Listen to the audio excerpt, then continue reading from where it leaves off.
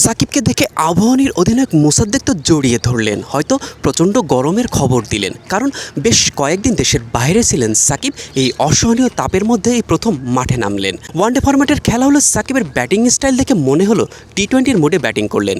হাঁকালেন বিশাল বিশাল ছক্কা, এক মাঠের বল তো ছক্কা মেরে আর এক মাঠে পাঠালেন। সাকিবের ছক্কা দেখে প্রতিপক্ষ আবাহনীর কোচ খালেদ মাহমুদ সুজন তো বলার নাহিদুলকে বললেন, এখানে ছক্কা খাওয়ার প্রতিযোগিতা চলছে নাকি?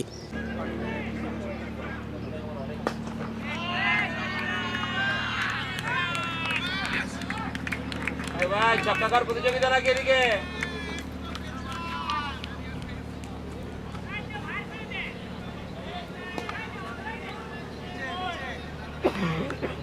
বিকাশে কম খরচে ক্যাশ আউটের লিমিট বেড়ে 50,000, প্রিয় এজেন্টও 2টা। সকল গুঞ্জন উড়িয়ে দিয়ে সাকিব আল হাসান ঢাকা প্রিমিয়ার লিগে গতকাল যুক্তরাষ্ট্র থেকে দেশে ফিরে চলে যান নিজ শহর মাগুরায়। তারপরেই মূলত গুঞ্জন শুরু হয় সাকিবের ডিপিএল খেলা নিয়ে। কিন্তু সকল গুঞ্জন উড়িয়ে দিয়ে আবাহনীর বিপক্ষে মাঠে নামলেন বিশ্বসেরা অলরাউন্ডার।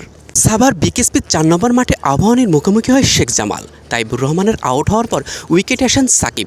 নাহিদুলের প্রথম বল খেলতে গিয়ে ব্যাটে লাগাতে ব্যর্থ হন। বল গিয়ে লাগে সাকিবের পায়ে, সাথে সাথে উইকেটের পেছনে থাকা বিজয়ের আবেদন। সাকিব তো নিজেও বুঝতে পারলেন না কেন বিজয় আবেদন করলেন, কারণ বল ছিল লেগ সাইডে আর অনেক উঁচুতে। বিজয়ের এমন দুষ্টমি দেখে সাকিব নিজেও মজা করলেন।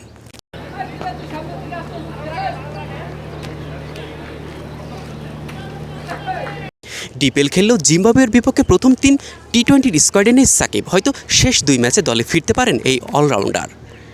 মেজবা মিলন, ডেইলি ক্রিকেট।